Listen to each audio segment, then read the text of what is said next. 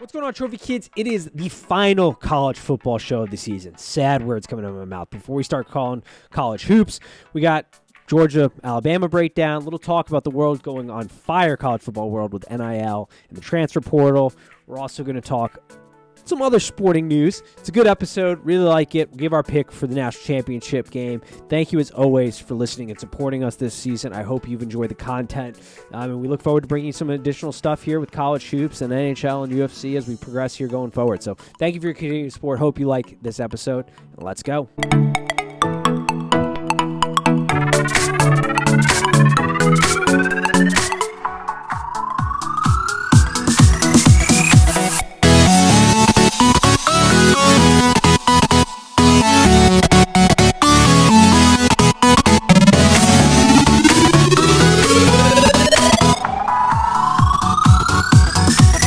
Welcome to Trophy Kids, presented by Bad News Media. It is January 7th. We are back for the college football final show. Sad times here, but we have Dante on the line. How are we doing today, good sir? Doing well. How are you? Doing good. It's getting to that as we were talking in the pre-show, it's getting to those dog days here. It's cold, it snowed a little, so of course Cincinnati lost its damn mind. Went to the grocery store. There was literally like no produce. All I could get was like some apples. Couldn't get salad, nothing. No chicken, Really? barely any meat. Oh, dude, everything. I don't know if like a supply truck didn't show up or people just freaked out because some snow was coming in. Like we got like the lightest of dustings, but everything was gone. It looked apocalyptic in the grocery store this week. And then driving home today, everybody was being an idiot in the small amount of snow. It was just like, all right, this stinks. And then we got college football wrapping up and the NFL coming to an end. It's like, man, things are just, they're rolling. We're getting to the dark period. But then we got college hoops getting hot now, conference play, hockey's picking up. We'll transition, yep. But it's a sadder time. The transition is sad for me. We'll say that. Yeah, I'm surprised that Cincinnati, because I'm assuming Cincy gets snow all winter usually, right? Or no? Not really. No, I mean, it depends. Not really? Okay. What the problem is, we get the nasty, like, slushy stuff, so, like, people really freak out that it's going to be that, and then when it's not, you're just like, well, this is dumb. Like, this is the lightest dusting of all time. And people don't know how to handle it. Yeah, so I went from, Detroit to East Lansing, and now I'm in Chicago. These are all places that regularly get snow, so, like, maybe people freak out right at, like, the first snow, but after that it just becomes something you live with. So I'm always it always like weirds me out when I think a place gets snow and people are like, man, not really, we don't get that much snow. Yeah, not that much. I got more snow in Northern Virginia than I do here in Cincy now. Northern Virginia does get, people forget the DC area, it is like a legit swamp, so there's a ton of moisture in the air and it gets very cold, so it does snow a lot there. And my family's all from the Northeast, Boston, Massachusetts area, Rhode Island, so not unused to it, but I came out here and it's not. I mean, some years they get a decent amount, but other years, like, this is the first time it's really kind of even. I don't remember it snowing before now, so whatever. It is what it is. Well, we had a snowstorm on the first, and then we got another like light dusting a couple of days ago. So I did the mistake of not cleaning my car off the first time. So after the light dusting, I'm like cleaning my car off, and then there's just a layer of ice and then more snow underneath. It's the layer of ice that's always fun. And this is why people check into Trophy Kids, is to hear about our snow routines and how we handle it, obviously. Obviously. As I get the podcast off to a different type of road. But we got some things to talk about. We got Georgia. We got Alabama. We are going to talk about them. We're going to break down that game. But I think we should just chime in into what seems to be the raging debate in sports right now, and that is the opt-outs, NIL money. The world is going crazy with this. And we've seen some clips, some taken slightly out of context. Some dudes, you kind of see people picking sides, and unfortunately in the day and age that we live in now with the internet, sometimes these conversations aren't as nuanced as they probably should be. And there's some nuance to them, or things get clipped that look worse than they were or better than they were. Where do you line up on all this? I mean, I feel like most Trophy Kids listeners know where we're going to line up on this, but obviously the big news is Caleb Williams sort of going with the highest bidder approach. Potentially we'll see what happens there. We got kids opting out of bowl games and, the hysteria that's going on with that and the changing in that area. Where are you at in all of this? The NIL deals and its effect on the transfer portal, I think, is a smaller problem than the media is blowing up right now.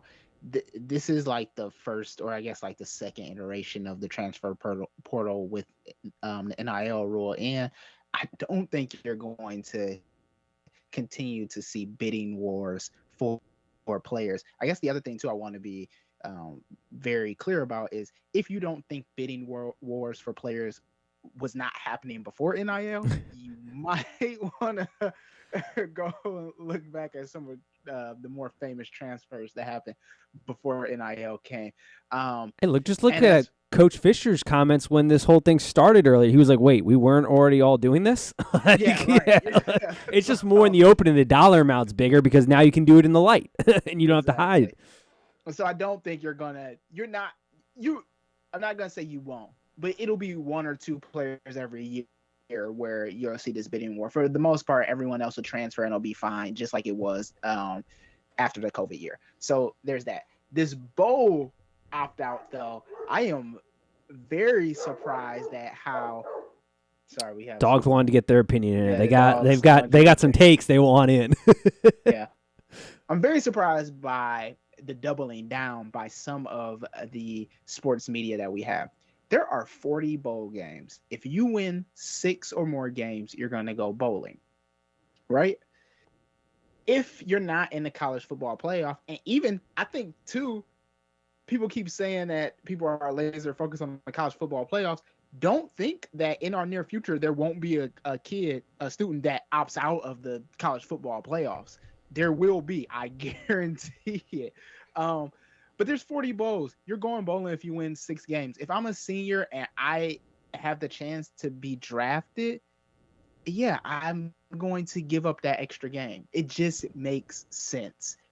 Football is a hard game to play, and it's too much to watch someone who's going to make millions and millions of dollars become an office worker. And there's nothing wrong with being an office worker. Both Nate and I are office workers, but correct. That person is talented and they shouldn't have to become an office worker because they played the Jif peanut butter bowl, right? No, so, completely fair.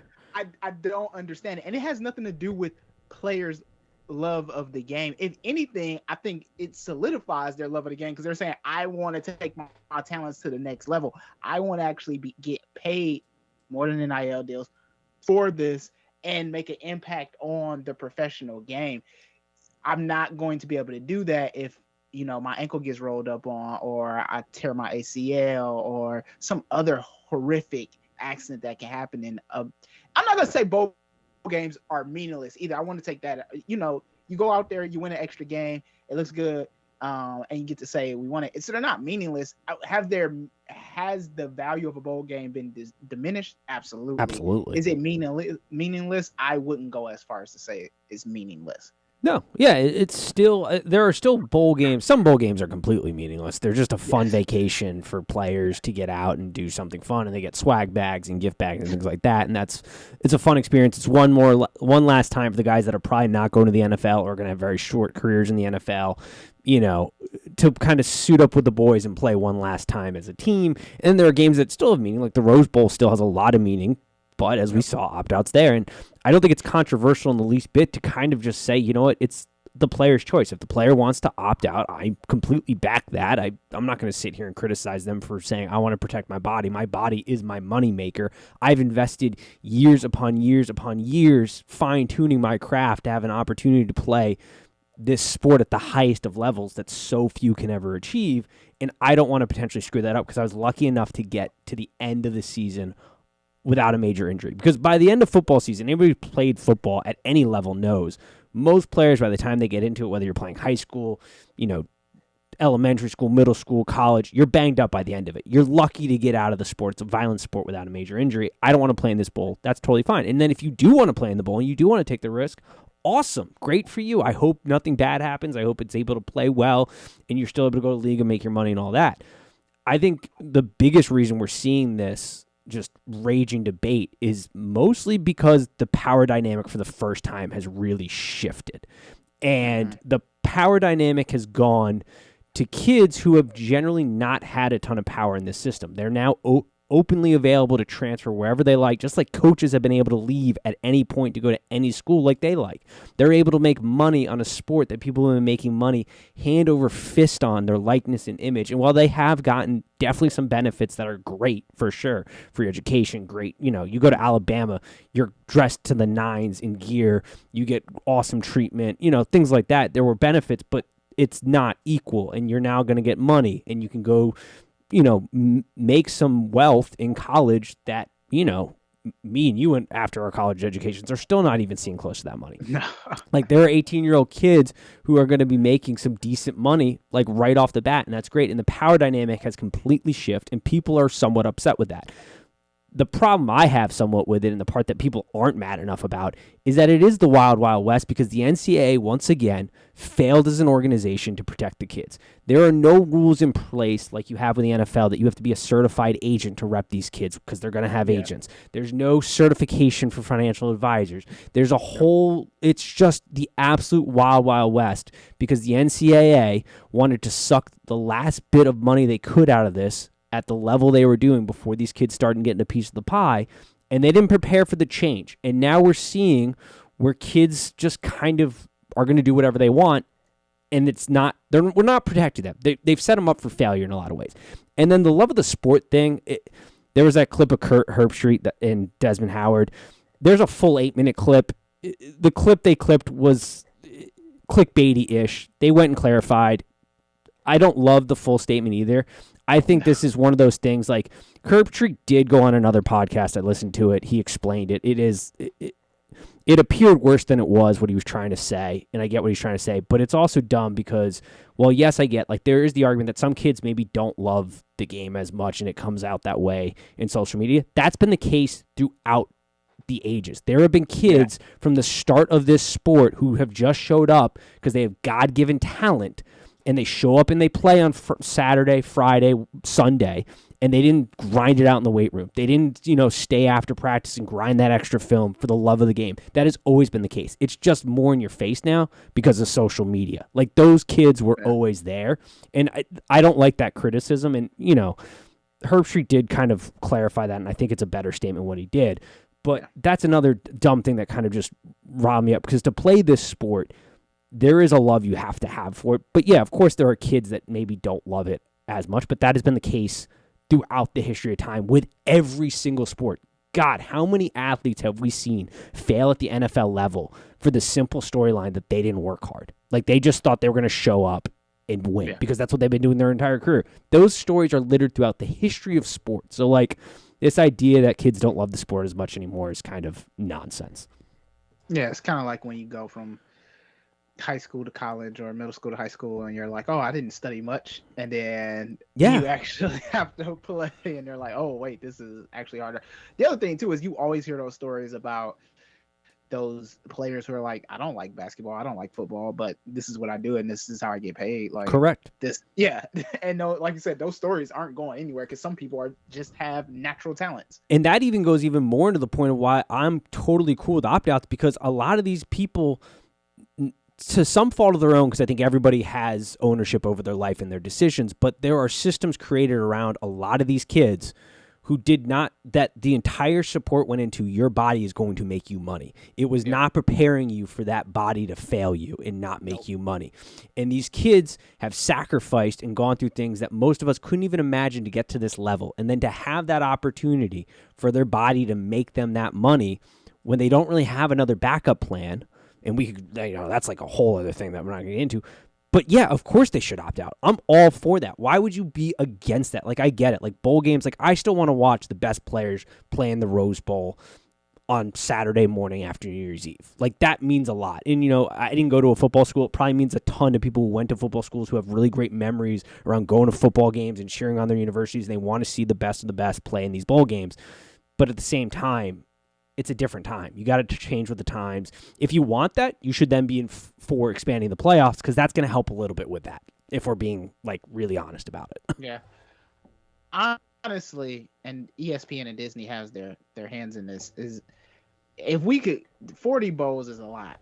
And there are like New Year's 6 bowls, I like them, right? I like the New Year's 6 bowls, and I like the wacky ones too. But there's a slew in the middle where I'm just like, I don't want to watch this at all. Yep. And so maybe we cut down from 40 to maybe even half that, maybe like 20 to 30 or something like that. It's not gonna happen because No. if anything, we'll probably end up getting more bowls. Yeah, and I don't see ESPN and Disney going, you know what, we're going to put on the national championship for the love of the game. All the money that's made is going right back to the schools to pay for scholarships and build out like other programs and things like that. Like they ain't putting it on for the love of the game. The other thing too is those New Year's Six bowls aren't meaningless because a lot of times your preseason ranking is tied to how you performed in the New Year's Six Bowl. So that's another reason why they're not. I think that's actually a good way to transition out of this because some people are like, all right, probably get on to some other things. It's actually even better because like when players opt out, that's a great experience for the next guy down on the depth chart to get some experience for the next year. Like these are great opportunities to see what that looks like next year. It's a great opportunity for a guy who maybe was on the outskirts of the NFL draft to get on national TV and maybe play a great game and really improve his draft stock for the next year, or to launch them going forward, or to do something wacky during your media day or whatever to help build your brand or make a connection down the line or whatever. Like these aren't complete. There are ways to look at this very positively.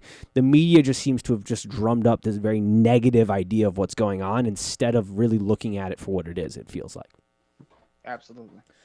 All right, I think that's covered. I think everybody's like, all right, can we talk some national football? Can we talk some things here? Let's talk some Alabama, Georgia, the rematch. The line is set at 3.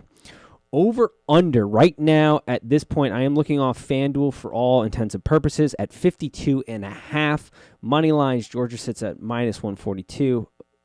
Alabama plus 125. Going into this game, it's a repeat. We sort of had an idea there was a very large possibility of this. Both teams did what they needed to do in semifinals. Georgia really poured it on Michigan. Alabama played as we sort of expected against UC. I have some quarrels with the people who are like, this is why UC shouldn't be in the playoffs because unbelievably stupid take on that part. But what do we make of this game? Where are we at going into this? That Georgia literally has to win this game. They don't have a choice. Kirby's. I am very concerned about Kirby's future if Georgia, because if you're not going to win it this year, I don't know when you're going to win it. When are you going to win it? Because the college football world, maybe not the SEC, but the college football world is getting better. Yeah, 100%. Parity is coming. Granted, and I saw Colin Cowherd had this whole like, you want parity when there's never been parity in anything in life. It's like college basketball is some pretty good parity. And I'm not saying Alabama isn't going to still be awesome. The SEC isn't going to be awesome. But as NIL comes into play, as the transfer portal comes into play, if we expand the playoffs and guys don't feel like they have to go all the way across the country to win a championship and they can go to a school that's closer to home because the Pac-12 is now going to have an opportunity to play in the playoff and not have to have incredible seasons again because they're sort of the ugly stepchild of the Power 5. And like as all those things develop, there is going to be a little bit more parity. I agree with that. Georgia squandered a undefeated season when they had a chance to just win it all and make up for Georgia being championship winless in their whole time. And they led Bama or whatever. Yeah. So, it's the 80s. Yeah.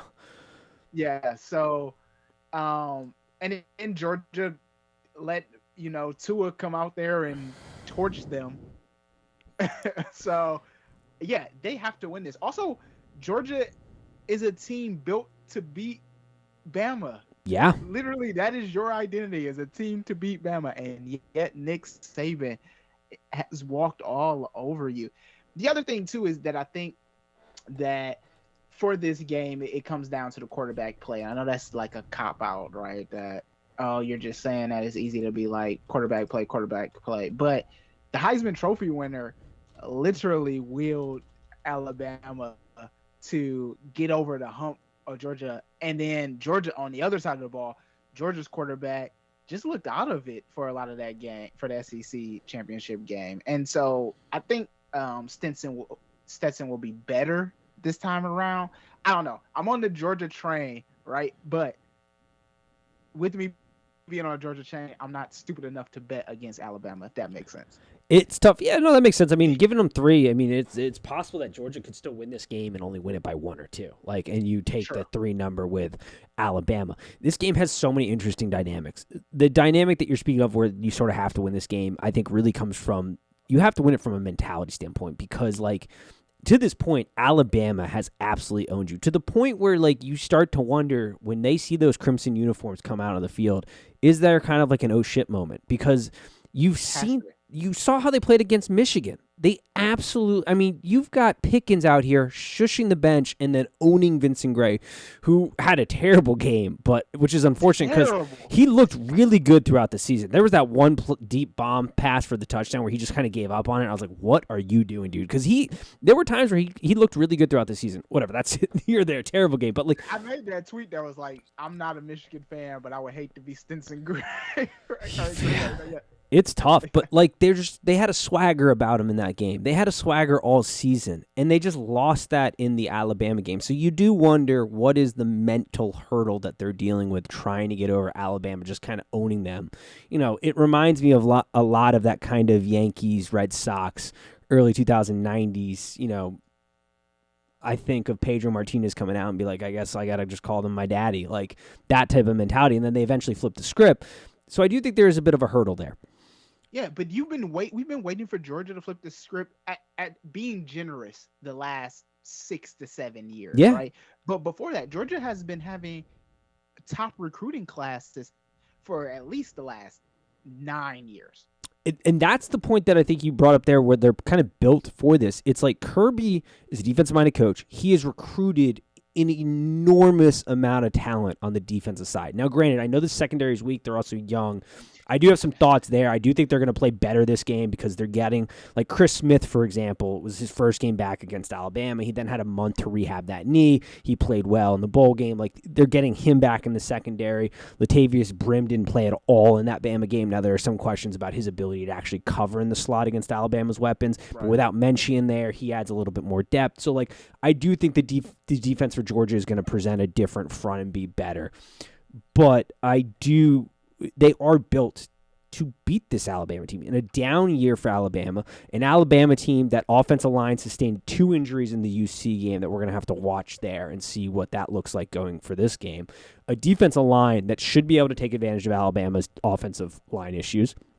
A linebacking core that is fast and can cover guys out of the backfield and play downfield. A secondary that, while is weaker, is still a good secondary, but looked absolute garbage. Williams came in there and just torched Georgia. Torched them. And they attacked the seams from the slot, and that they really took advantage of that, which was impressive. But it is crazy. Georgia better double Williams. They need some safety help for sure there. To say the least. Menchie being out, I think has a change in the dynamic. The offensive line, Bryce Young also playing just out of his mind that game.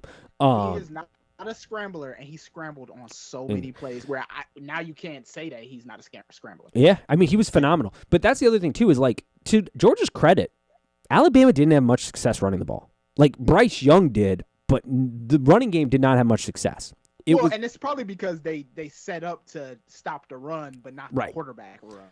Correct. Right? And I do have questions as to whether or not Bill O'Brien, who on this show Bill O'Brien was a titanic disaster in the NFL, and I've been extremely hard on him. But to his credit, this Alabama offense, the job he has done in the Nick Saban coaching rehab program as the offensive coordinator, the offense has gotten better each week, and it has progressed. And against Georgia, he called a great game. But I do wonder, did they throw everything in the kitchen sink at Georgia? And do they have anything different for this game? Because they don't have as much time to prepare for this. Is there a wrinkle? Or is this one of those games where Georgia took the right hook, their best shot, and now they're prepared to kind of go on the counter here? And I do think there is some of that here where they took Alabama's best shot. I don't know how much more Alabama can do differently in this game. And so I think that sets up Georgia well here to play differently defensively and have some better success. They have to, because as I said in the Georgia-Michigan game, and I picked the wrong side in that, but the analysis was right. Dude, that was the all-time last week. Just like, I should have just listened to the pod before I sent out my bets. But whoever, like, that game was going to snowball, and whoever snowballed first was going to win that game, because both teams are not built to play from behind. Same concept here. Georgia's defense has to hold up, which I think they will, because the Georgia offense is not built to play from behind. No, you're absolutely right. I don't think Bama comes in with anything different for two reasons. One, I don't think Nick Saban has any more tricks up his sleeve, unless he's hiding a Tua again. And two, like you said, Bama gave their best shot to Georgia. Who's to say Georgia, if I can get up 14, if I can get up 21, who's to say Georgia can come back from that? Yeah. That it's the question. And I think the other thing that the health is the dynamic that changes this from the first time, because Alabama is not as healthy coming into this game as they were for the first game. They are going to be missing their top corner. Their second corner is dealing with a pretty bad hip injury. We didn't see him play all that much in the UC game, and when he did play, he wasn't as effective. You have the two offensive linemen that are banged up and injured. One left the game early, didn't come back. The other one had an ankle issue. You've got Menchie, who is now out. He will not be there. So you've got some big key pieces that are now missing for this game, and that does change the dynamic, as well as I do think that there was, while Georgia is definitely dealing with a mental hurdle that they have to get over, I do think the beating you put down against Michigan, I think the Stetson Bennett making some throws in the face of pressure, taking hits and delivering some incredible balls on the deep throw, getting some of that confidence in that game. Like I said, that Pickens play, I don't know if people saw this, where he literally turns to the Michigan bench, shushes them, and then goes and picks up basically Vincent Gray and throws him. Like, that type does carry over, I think, a little bit, but it's how much is we took a step back, or took a step forward mentally, but we're going to take two steps back when we see Crimson running out of the tunnel here and go, oh shit, we got to play them again. Here comes Goliath again. That's the other thing, and this is more like things that don't count in the stats, or things that we don't put in the stats, is like, if you're Bama, you already beat Georgia. Is there this mentality of, we've already beat them, so we can beat them again? Or is it the flip side, where it's Georgia like, hey, we lost to them, but we know what we did wrong, and we trounced Michigan. Let's prove to the world that we can do this. Also, there's that meme on the college football the college football subreddit, and the college football little meme balls that calls Georgia the hate team, and I think that is I think that's an apt description of them. The hate that Georgia must have for the Crimson Tide probably is immeasurable. Right? Immeasurable, yes, Yeah. 100%. And that is, it's interesting because, in that first game too, Stetson Bennett, I think, took a lot of the blame, and he did not play good. Like, I'm not trying to cover for him. I had the argument that, he should have been pulled and JT Daniels should have been put in, and I do wonder if he'll have a shorter leash, or if he, earns some more backing based off the Michigan performance. But it wasn't all on Stetson Bennett. Like, that offensive line for Georgia did not show up, and they've recruited a big athletic offensive line, and they kind of got bullied in the trenches. You get Pickens back, he's a little healthier, but the coaching staff also did not coach to the best of their ability, I don't think, for Georgia. The offensive coordinating did not give Stetson Bennett some help. There were some things they could have done, I think, a little bit better. And then you flip the side of the ball. Kirby, I've kind of called him Bubble Boy Smart, and, he's changed that narrative a little bit this year, but he really went ultra-aggressive blitzing late in that game, and you just saw Bryce Young in the Alabama defense or offense sort of kind of tear that apart. And so I do wonder, I shouldn't say I wonder. I do think, though, Kirby's a good enough coach.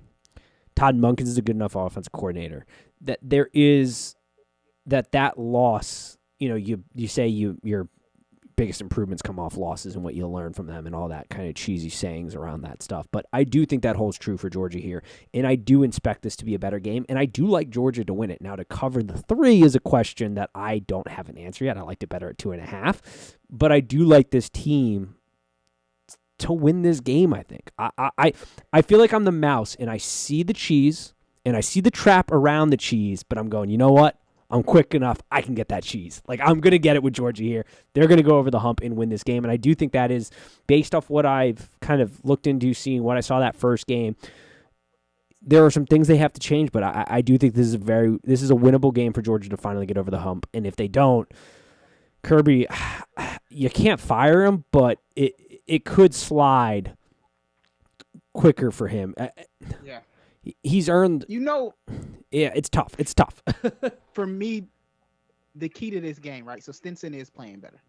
Alabama's defense, while good, is not great. Yeah. Right. And so if Stinson and the offensive coordinator can spread that defense out, Georgia has not only a real chance to win, they should win the game handedly. Like you said, Stinson wasn't able to do that in that first show because either the offensive line or his players didn't get downfield fast enough or what have he was holding on to the ball way too long a lot of times. Yeah. But the offensive line should play better and he's more comfortable. It definitely, I said it at the beginning, I'm going to say it comes down to which quarterback outplays the other quarterback. It's true. And it's funny, too, because, when we talk about Georgia's weakness on defense, we talk about their secondary. That's sort of Alabama's weakness, too. Yeah, especially with the bang up in the second, like their corners being banged up and not a lot of depth. It's something we've said throughout the entire season when we've talked about Alabama not being as good as everybody has been made them out to be. Now, I do think there's been somewhat of an overcorrection where people are trying to make them worse than they are. And it's like, we haven't found, I think, as a sports media, a happy medium here. But that secondary can get got. And that has been the case all year. The problem is when you allow the front 7 of Alabama to pinch their ears back and play downhill, they are incredible. Like, they are out of this world good at it. Similar to Georgia. If you let Georgia, if you try to run up against that brick wall of Georgia's defensive line and linebackers, you're not going to have a lot of success. So they're sort of very mirror images of each other. I do think Pickens, the wide receiver for Georgia, being a little bit healthier is obviously good. The team, they've sort of also flipped in that. Georgia has been getting healthier while Alabama is getting less healthy. And I think there are just so many shifts and dynamics that if Georgia can't do it this year, the question really is, can they ever? In a down year for an Alabama team, in a down year for college football-ish. Now, I've also made the argument that I think everybody's a little bit better across the board this year due to the super seniors. But the way Georgia's built, this has to be the year. Otherwise, I don't know. They also need to go out. Caleb Williams maybe needs to be the target of choice here because they really need. Not that they've handled quarterback situations very great here. Justin Fields, Jake Fromm, for example, JT Daniels, who had some injuries for Stetson Bennett. I get it. But, Kirby needs to really attack offensive recruiting like he's attacked the defensive recruiting. Because he's done it on the offensive line, but you don't see it you don't see the offense riddled with the type of talent Alabama has, but you do see their defense riddled with talent at an elite level. Speaking of talent and offenses, do you think that in a 8 or 12 team playoff we still end up with Georgia and Bama? And the only reason I'm saying this is because Cincinnati, bless their soul, and Michigan both got their hats handed to them in the semifinal. And would adding more teams just watch another lesser team get beat by the SEC? So, I think a lot of years you're probably going to have this outcome. I think expanding the playoffs makes more we don't have to wait as long for these drummings that we get every year. Because here's the stat about the semifinals right now. The Cincinnati lost by 21. The average margin in the college football semifinals right now is 20.93. 10 of 15 games have been decided by 3+ scores. Only 3 games have been 1 scores. I think there's a fundamental issue right now in college football that doesn't reward a very simple concept that we see the NFL reward with their playoffs and other things. That in college football, in football in general, especially with how we attack training camps differently and offensive lines not getting the hang of things, we don't acknowledge that teams can get better towards the end of the season. And they may have had a loss or two at the beginning of the season that now automatically makes them ineligible for the college football playoffs. So what we get is this invitational style thing, which these teams are very deserving. Don't get me wrong. They are very deserving. But we don't necessarily always get the best matchups. And we don't always get, teams that are playing at the highest level at the end of the season. And while I do still think that Alabama is probably going to be there most years, or the SEC is going to be there most years, I do think expanding the playoffs creates a little bit more parity because, like I said, for the Pac-12, for example, it's really hard for them if Clemson wins the ACC, Ohio State wins the Big Ten, Alabama wins the SEC. Those are 3 spots spoken for automatically. And then before Oklahoma had left, this dynamic's going to change a little bit, but Oklahoma wins the Big 12, even if the Pac-12 is undefeated, they're not getting in. But now you expand the playoffs, kids are willing to stay home a little bit more. They might be willing to go to a school that's a little bit closer instead of going all the way to the country to Alabama. I think it creates a little bit better. We're probably going to get a very similar outcome, but I think we get more meaningful games earlier throughout the month of December. We don't wait 4 weeks for the drumming that is the college football playoffs. And I think there will be years where upsets happen, just like they do in every single sport. Mm-hmm. College basketball, NFL, baseball, hockey, every single sport. There are dominant teams at every single level that don't. Patriots, perfect example, undefeated team. Get to the Super Bowl against the Giants, what happens? A miracle catch, they get upset. I do think that could happen in college football some years. Most years, probably not, but I do think there are opportunities there. Hell, you see, they got drummed a little bit there. There was a big difference, but they had their chances to make that a very close game. Coaching failed a little bit. Play calling, why are you calling a screen third down and goal line against Alabama? Hell, I would have gone back to that slant. He beat him twice. He just didn't catch the ball. The play calling offensively wasn't great, but they had opportunities. Yes, I do think trying to establish the run was really Cincinnati's.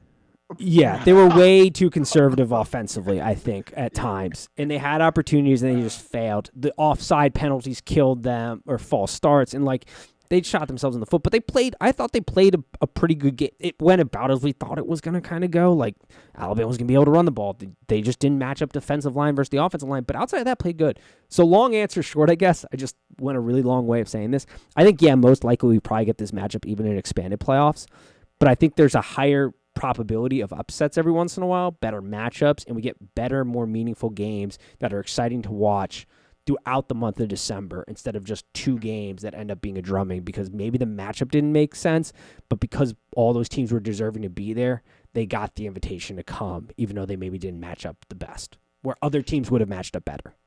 You bring up a good point about how unbalanced a upset is in the college football world right now. So if you're an Oregon, right, or if you're a USC, and say USC is good, but they get upset by, let's say, a Miami or Ohio, then we know that they're done for the year, right? Right. But if you're Bama and you get upset by whoever, Louisiana, or the Raging Cajuns or something like that, we'll just say, well, that was just the off day for Bama. Or even Georgia. I think they would say the same thing for Georgia. It was an off absolutely day for Georgia. And keep pushing them forward. Now, if they lose in the SEC, it's a different it might not necessarily be an upset if they lose in the SEC, so you can make it. But for other teams, it's detrimental to lose one of those games. And again, you take away the factor of I really like your argument of the teams that are trending well but may have stumbled in the beginning to figure out how well they're which almost happened to Cincinnati. Luckily, they were able to avoid disaster. Yep. But it took them a little while to figure out was if you're a team like UCF a couple years ago, right? You don't give us a chance to even prove ourselves. Correct. Yeah, and there's absolutely back when people say bowl games would matter. Boise State's a perfect fucking example of this. State. Okay, I'm not saying they're going to win the national championship, but could they have upset teams in an expanded playoff? Absolutely. And yeah, the point of getting better, like we see it in the NFL all the time because of the way training camp is structured now, where offensive line play is really bad the first couple weeks because they don't get to really practice and go live as much as they used to. The coordination is off. You know, in college football, there's a very similar thing, especially with the transfer portal, NIL, like the moving parts on a college football roster, the new guys that are coming in who maybe never played a snap before, learning a playbook, there can be some fumbling around the beginning of the season, and that team could look 100% different by the end of the year. Perfect example, Utah. Utah got progressively better throughout the course of the year. This is a team that had a stumble with their quarterback. They found a better quarterback who played better in Cam Rising on Shirley Brewer leaving. They did have a stumble. I'm not saying they're winning the national championship, but they were playing their best football at the end of the season, but they're not going to get rewarded to go to a playoff and have a chance to play. Now, they played Ohio State. They played them well. Granted, Ohio State had some opt-outs, but that's a team that their backup depth is technically better rated kids than what Utah's putting out there. But, like, we don't... There's just no defense being played in that game. I hear this argument all the time that bowls are a reward. Well, how about we reward teams for getting better throughout the season and having a chance to compete for a championship? I think that's in the best interest of the sport long term. Just like in college basketball, just like in every single sport on this planet. So my interest in expanding the playoffs, although I think 12 teams is too many. I agree. I'm an 8 fan. All 5 get in, the best at large non-5, and then 2 other teams. Yeah, I like the 8, but just because 12 leads to double buys, right? 12 just gets crazy. There's a big there. No, yeah. I can't. For 8. So 12 is basically saying the top 15 ranked teams get it, or 15 ranked teams get in. Basically, so you can have some stinkers in there. The reason I like the 8 is because my team, Michigan State, plays in the Big Ten East, and you could easily have 1, 2, and 3 in the Big Ten East sitting with 1 loss each, and that's to each other, and we only get to send one representative to the college football playoff. But that same scenario happens in the SEC, but they get to send 2. Yeah. So that's selfishly like why I want to expand it. I mean, in all honesty, if they want to keep it invitational, we can sit here and talk about it on the podcast. We can complain about it on Twitter. We can do whatever we want, but we're still going to watch those games. 100%. Oh, that's the problem. It's the same thing with the NFL and their terrible reffing issues right now. It's like they don't have any incentive because we're addicted. We are football junkies in this country, and we are never going to look away from that product unless like things really go off the rails. But like, if you want them to expand the college football playoff tomorrow, no one watch this game on the 10th and watch how quickly it expands. Yeah, but we're not going to do that because we want to watch that game. We're not going to do that. No. But then again, this is the sport that insists on having, the playoff games every once in a while on New Year's Eve and then wondering why their ratings dropped. It's like, well, I don't know. There are people in this country that aren't junkies, and they date people that are, and then they force them to go out because, that's how relationships work on most scales. Now I'm lucky enough I got to watch it because I wanted to. But or people just don't care a lot. They care about college football, but they're not fans of these schools. So they're like, I'll watch it until I'm ready to go out or do whatever I want to do on New Year's Eve. Like, the sport this is best part about this sport. This is a sport that used to crown its national championship without having the 2 best teams play at one point. Like, the writers would get down and decide who was the best team, and that's how they would decide it based on they'd go to their bowls that the conferences were aligned with. They'd play their bowls, and then the writers would write on and be like, this team's the national champion. Like, that's how it used to be decided at one point in this sport. So, like, it's a dumb sport. And then the BCS with the computers, although they've shown that the CFP has picked almost exactly what the computers would have picked. Yeah. So Go figure. Go figure. Yeah. It's an interesting time we live in. But yeah, the people want to say UC as we get off this rant a little bit that didn't deserve. They played a good game, and then I watched a Michigan team that looked a lot worse against the Georgia team playing that. Like, I thought UC was a little bit better prepared. Like, they just didn't execute as well, but like they had some chances. Michigan didn't have a chance once the ball got kicked off. Like, there was an apparent difference in that game, and there was an apparent difference in the UC game. Don't get me wrong, but like they had their opportunities. Michigan fans celebrating that touchdown. Like, I don't know if you Oh, were on Twitter sad. when it happened. Oh Sad. my God. You would have thought that they won the college Yeah. football playoff. Sad state of Like they were affairs. champions. I was like, But you know what? For them, at least they got over the hurdle a little bit. Jim Harbaugh, I guess this is a good transition. I mean, before I transition, I did not mean to interrupt your point. You know where I'm going next, but sorry, I did not mean to interrupt your point. I got very excited I mean, it was to just bring a up the next chance point. to be shitty to Michigan. I'm not. Yeah. I will say this: it is rivalry week. We play Michigan on Saturday. But yeah, let's talk a little Jim Harbaugh. Hardball and potentially going to the NFL is you had a great point in the text. I'll let you say it, but like it's so fun. Now, granted, he did have success in the NFL. He got a team to a Super Bowl at one point, but I think this is a mistake written all over. But you had a point that you brought up in the text about this too that I thought was good. So let me say this: could Jim Harbaugh go back to the NFL tomorrow if he wants to?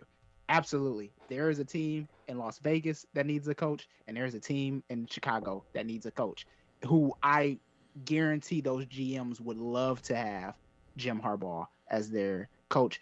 Now, I think if you're going to get Jim Harbaugh, you're going to have to say, hey, we're going to make you coach and GM, or give him some GM powers, because he's basically running the show at Michigan. Now, let's take that. That is my Dante Freeman sports analyst take on that.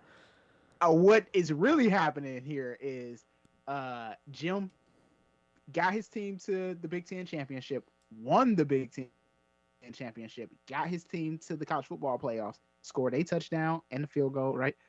And the guy up the road got $95 million. So, and Jim Harbaugh just took a pay cut recently and restructured his deal. So let's restructure this contract a little bit here. I took a pay cut and took my team all the way to the college football playoffs. And the guy up the road has been here 2 years and got $95 million. I think you got to pay me more. Yep, I think that's exactly what these rumors. There is the very crafty agent that is getting the word out and about that the NFL should bring out Harbaugh. And like I said, there are far worse options if you're going to dip into the college football pool to grab a coach, because once again, Harbaugh demonstrated he could coach at the NFL level. Now, it did start to go off the rails after that Super Bowl season, but he did have some success. And, it could be like a Pete Carroll thing, where Pete Carroll went to the NFL, didn't have a ton of success, went back to college, had a ton of success in college, went back to the NFL, had a ton of success at the NFL, and now is kind of the game is passing him by. It could be a situation like that. I do think people learn from their mistakes. They do things better. I question, I don't really understand the Harbaugh effect. Whenever I see him kind of speak, I like him, but I don't necessarily get it all as to, how he's able to land some of the recruits he lands and thing. But like, he could potentially work. Like, he is a much better, a good staff. That's what it is. Yeah, he's a much better option than when I saw Dabo's name getting thrown around for the Raiders game, which would be, you think Urban Meyer was bad. Now, Urban Meyer is definitely more of a, I think we can probably say it, shadier character. I'm going to say it for libel reasons, but everybody knows where my mind is at. But and Dabo, I'm not a big Dabo fan, but Dabo would be an absolute Titanic disaster. He'd be Greg Schiano, but on steroids bad in the NFL. I just want to know what weird religious things he's going to try to have players subscribe to. Dude, in Vegas, that's not the time to do it. Yeah, in Vegas, they're going to be like, what are you talking about, sir? Yeah. Harbaugh would not work well. Or not Harbaugh, Dabo in Vegas. And I think, part of that was one. I think there's it'll be interesting now he's without his assistants, which we're all over the place. My brain is very scattered-brained on this Thursday. The Caleb Williams thing, I meant to bring this up with the NIL. I don't know why anybody is shocked that Caleb Williams is testing free agency. They hired Brett Venables, who, granted, deserves an opportunity as a head coach. Phenomenal coordinator. One of the best at defense. That is a defensive-minded head coach. We know the OC's coming over, but like you went from a guy in Lincoln Riley and before that Bob Stoops who had great success with quarterbacks and getting them to the next level. You have no idea what you're getting in that program going forward.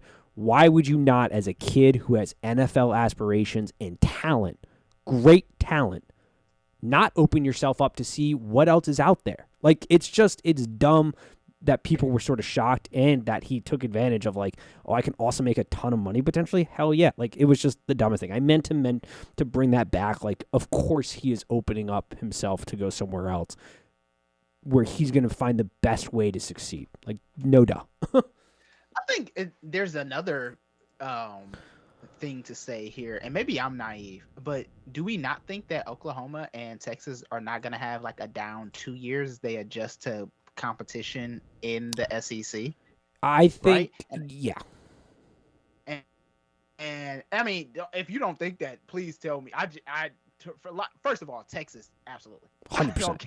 Yeah, I mean, it helps that their boosters, who have more money than anybody in the world probably combined, is setting up a slush fund where like offensive linemen are going to get a salary essentially. They started. I don't know if this is. I know that the offensive lineman is getting $50K a year, but I saw something where they set up like a charity called like the Pancake Charitable Foundation to like pay these guys out, which is just hysterical if that's what we're doing. But like, not the great, but yeah, that is an interesting name for the charity to pay them. No, Texas is missing their Jim Harbaugh. That's what it is with Texas. Yeah, and their governorship, like the around the board for that football program, is a disaster, a nightmare to navigate. Yeah. Too many cooks in the kitchen. The other thing too, if I'm Caleb, I don't want to go play. I mean, maybe I do want to go play it in the SEC, but for a team that's more established. Right? Correct, and it's got a clear pipeline. Right. Yeah, I gotta take this Oklahoma team, which underperformed at times, even with him doing. He is definitely the perfect example of sometimes even a good player, even a good quarterback, can't will your team to a win. Yeah, and I mean, he had some struggles, but yeah, no, they definitely underperformed at Oklahoma. I mean, heck, if Bob Stoops, like we saw in that bowl game, Bob Stoops been coaching that team, that team might have done some things. But I to the point of whether they're going to succeed or not, I do think there's going to be an adjustment period, but I don't know how Brent Venables is going to be as a head coach, but I have hopes because he understands the type of defense you have to get and the type of players you have to get to compete with the SEC because he did it at Clemson at the highest of levels. So that's the only difference is the Oklahoma, maybe we'll see them shift like Oklahoma State almost from a standard typical offensive team to more of a defensive team like Georgia's sort of done and be able to adapt that way, but they have to change the way they recruit the defensive line, the body types they get. But I have some hope because he understands the type of guy that you have to get defensively to compete against SEC talent. That's my only hope. You're changing the identity of Oklahoma, right? Because the one thing you know about Oklahoma is they're going to put 1,000,000 points on you and play no defense, right? They just want to outscore you. Under at least under their last coach. But now you're changing everything about Oklahoma. And the other thing is you're recruiting kind of the same talent, but now you got to convince people to come to Oklahoma. Whereas when you're at Clemson, right, I guess Oklahoma is kind of the South, but I was already in the South. Yeah. And I'm sure in the beginning, not now because Clemson is, I guess Dabo did build them. Yeah. Name. But yeah, Dabo built them up. So Dabo and Brent and that whole staff has been together the whole time. Yeah. So it's easier for me to convince kids like who maybe would have been second string at Georgia or second string at Bama to come to Clemson, which isn't very far from where I probably already grew up, right? Yeah. And Oklahoma, I don't even know where the University of Oklahoma is in relations to. I mean, I know where it is, but like recruiting Clemson was definitely closer to more recruiting hotbeds than Oklahoma was. But Oklahoma's brand name, it does have brand recognition and still has a swagger about it that I think appeals to kids. But it will be interesting the identity shift and how that works. And there's a different type of kid you have to recruit to compete in the SEC. Absolutely. And a different type of, and it's weird to say this, but one of the broadcasters said it when UC was playing Alabama. The body type of the kids is different. Like it just is different. The way they're built is different. It's just a different type of athlete. That's not to say, the Big Ten doesn't like it. You have to change. Things have to change. You can't play the same style of football. I mean, I guess you can. Ole Miss is sort of doing it, but there's a change that's coming. If Oklahoma wants to stay at the level of success they've seen, there is a change that has to happen. And I do think it's going to be a rougher adjustment. I think it's part of the reason why Lincoln Riley pieced out because he didn't want to deal with the SEC.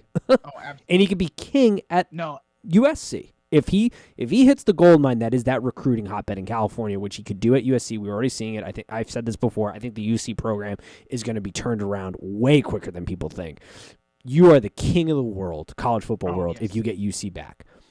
But I do think there's an element of like, I see the SEC over there. I don't want to be a part of that and compete in that league year in and year out.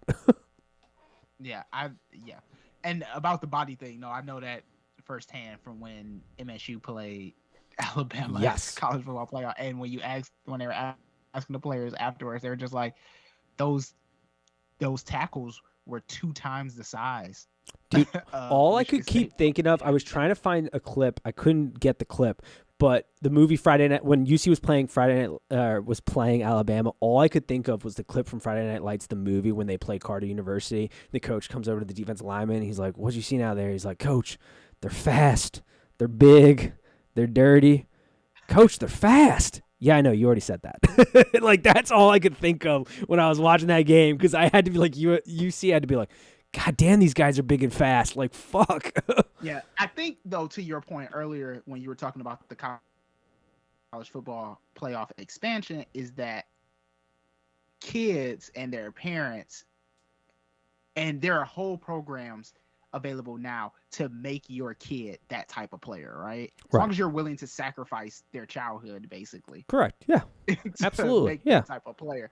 And now those players are going to be available to every team. Not like they weren't available to every team before, but now more so with the NIL deals and transfer portals and what have you. And so now you're going to see that talent spread around across the country. I do think at the end of the day, to be cliche, the cream rises to the top and all that stuff, blah, blah, it does. Blah. But you saw with UC this year. I think we'll have it again. And then, I would love, people would hate it. Disney would hate it, man. But like, could you imagine a all Big Ten, a college football playoff championship? That would be interesting. Man. Jesus, it would be interesting. Lot of running and punting. Disney would hate that. They would literally probably do something to nuke that. But on the flip side, if that was Ohio State versus Michigan for a national championship, that puts asses in seats. Yes, that puts so many.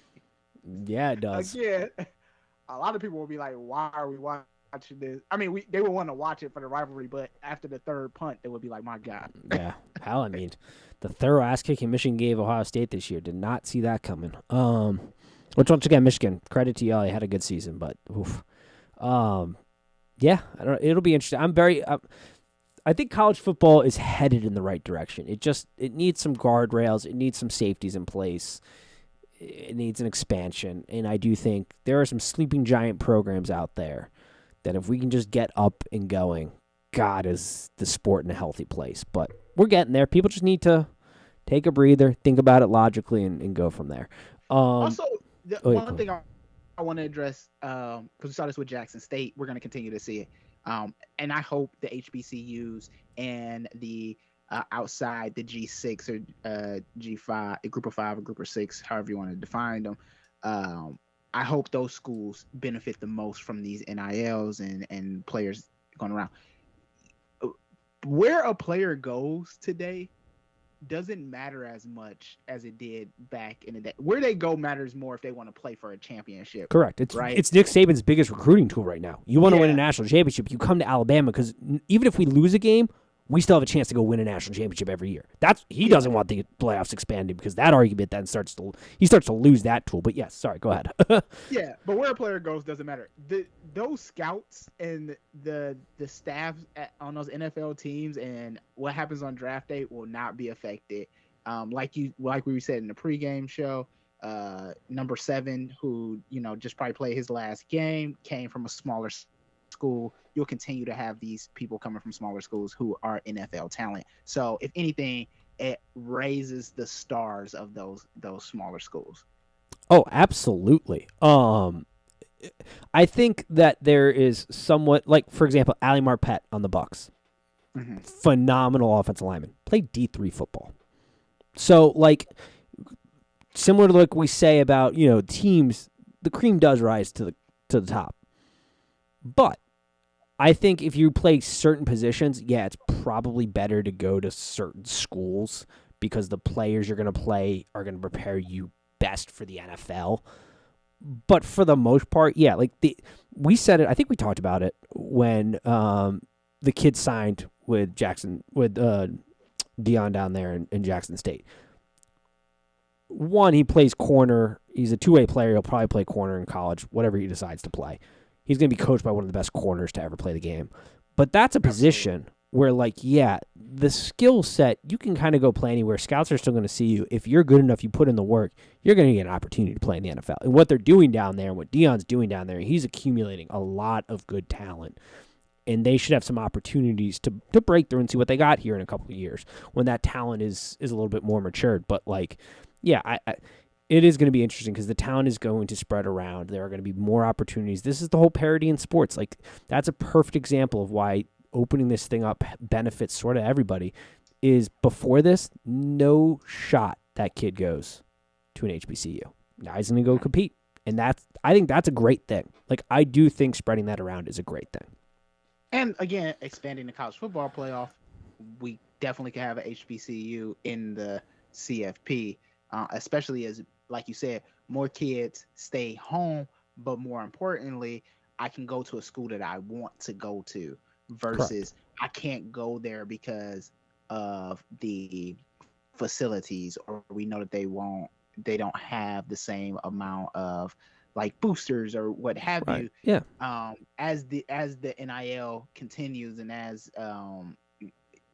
again parity creeps in, I think it raises again the stars, especially of the HBCUs, where great players come out of HBCUs every year. It's just a little quieter. We don't talk about it a lot, but Super Bowl winners all the time come from HBCUs, and these aren't small college. We treat them like they're small colleges, but they're not small, colleges and universities.